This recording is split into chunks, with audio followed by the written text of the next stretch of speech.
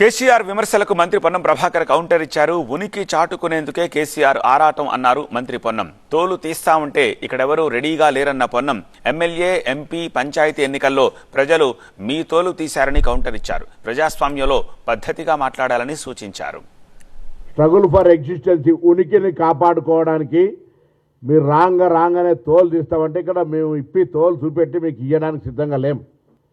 Already 10 సంవత్సరాల పరిపాలించిన మిమ్మల్ని తోలు వీకితే ఎమ్మెల్సీ ఎలక్షన్ల, ఎంపీ ఎలక్షన్ల, సర్పంచ్ ఎలక్షన్ల, ఉప ఎన్నికల్లో మళ్ళీ తోలు కూడా మొలవకుండా వీక్తానే ఉన్నారు.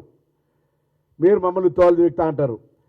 ప్రతిపక్ష బాధ్యత గల నాయకుడికి గౌరవం ఇచ్చి శాసనసభకు రమ్మంటున్నాం.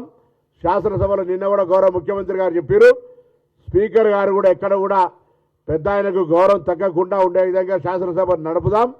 ఎవరైనా అటువంటి మాటలు మాట్లాడితే కూడా క్రమశిక్షణ చర్యలు తీసుకునే విధంగా సభ నడుపుకుంటూ ప్రధానంగా తీసుకొని పోదాం. ప్రజలు గమనిస్తారు.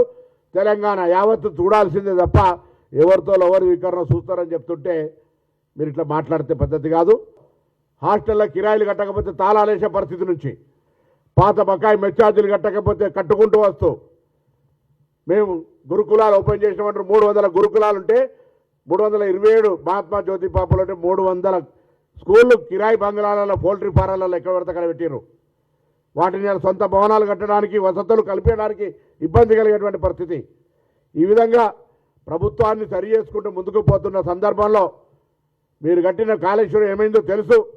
మీరు కుర్చీ చేసుకొని కడతాన్న గౌరవం ఎక్కడుందో తెలుసు ఇప్పటికీ.